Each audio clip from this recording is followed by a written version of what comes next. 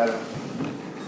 Today, I will be talking about the billionaire agenda, in which I will show you that there is possibly more to these billionaires than you may already know, focusing on their impact on the American economy and even possibly the government. Forbes magazine published their annual list of the world's billionaires. It includes 492 Americans, more than any other nation, followed by China with 152 and Russia with 111. Topping the list is Microsoft chairman Bill Gates, worth 76 billion. America is very rich, richer than it has ever been in history. The 400 richest Americans are worth a total of $2 trillion. So what are they doing with all of that money? In June 2010, billionaires Warren Buffett, owner of Berkshire Hathaway, and Bill and Melinda Gates announced the Giving Pledge. Made up of around 122 billionaires, its objective is to convince other billionaires to give at least half of their money to charity, either during their lifetime or at the time of their death. However, do they donate so much of this money because they feel guilty for having such a vast amount of it, or is there something else? Billionaires think differently from us. They think that without them, the planet wouldn't turn on its axis. They truly see the world as a proving ground, as opposed to a millionaire who sees it as a playground. And what I mean by that is, they really want to leave their mark on the world. And some experts believe that they truly do think differently, claiming that many billionaires have what is commonly referred to as a God complex.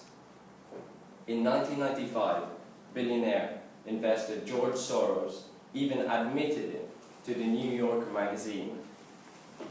He said that billionaires believe that they are doing God's work and that they are given a responsibility to change the world. Probably the fastest and most effective way to change the world is through philanthropy. Because philanthropy involves investing a large amount of money into a cause that they believe is important. Oprah Winfrey has used her fortune to promote education, funding 40 million to different schools in South Africa.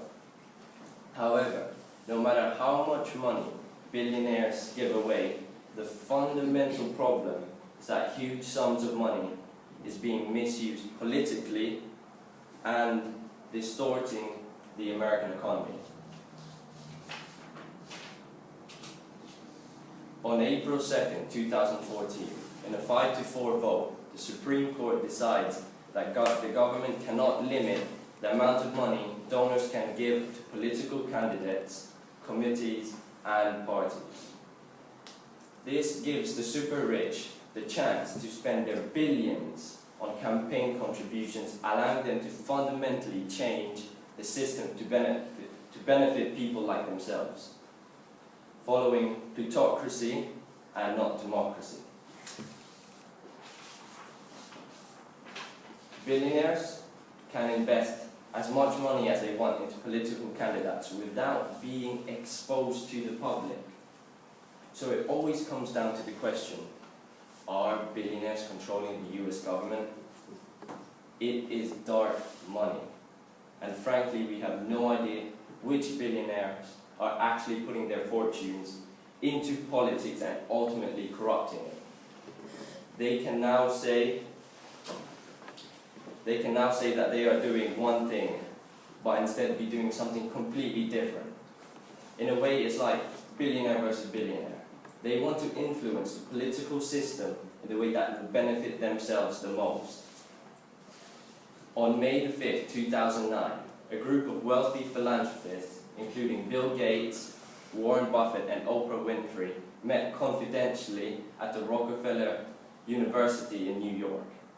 They're called the Good Club, and they're here to save the world. And the first thing on their agenda is finding a way to shrink the world's population. And what I mean by this is that they want to reduce the population in order to cut resources which is used for these unwashed masses. Therefore, they will save the earth, it will last longer. So more wood, food, water, that's what I mean by that. With their fortune, they feel as if they now have the rights to tell the people whether they should or should not have children. It is important to be tracking America's richest people because of their control over so much of the US economy and culture. They own sports teams, control much of the media, and they have influence over the political system.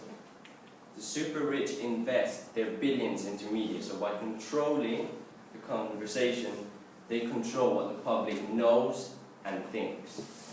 Billionaires can exert a subtle control over what issues get put on the national news so that they can choose the issues they care about and make sure that they get talked about while others might not. So what is this all really for? Everything they do is really geared to one thing: maintaining their status as billionaires. And the most important rule would be to preserve their empire. And that is what the billionaire agenda really is.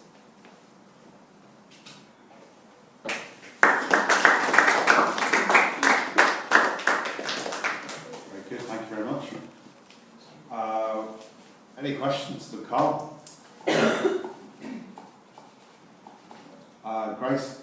Do you think it's fair that these rich people have to halve their money and share it? I mean, they don't have to, but when you grow up, as most billionaires have, 70% of the billionaires they didn't inherit their wealth. They built it up from the ground up. So they started, for example, Larry Ellison, co-founder of the Oracle. He was very poor when he was young, and so was Bill Gates. So as growing up in a very poor environment, you feel like you have to give back once you got all that money. You feel the need to give back. So yeah, it's not a have to, but then again you have billionaires who have selfish interests, which is why it's billionaire versus billionaire in some ways.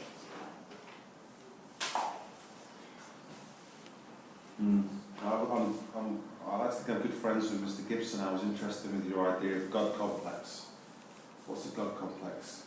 They feel as if they're a godlike figure. So I mean, by that I mean that they feel like they have a responsibility to change the world, to shape the economy, to make it free of taxes, which is why they a few billionaires have come up with a plan to build a floating island, man-made island outside the US borders, so that they can create a tax-free nation, a own nation that's tax-free. And they just feel superior to everyone, and that they think that they know what is best for the US economy and government.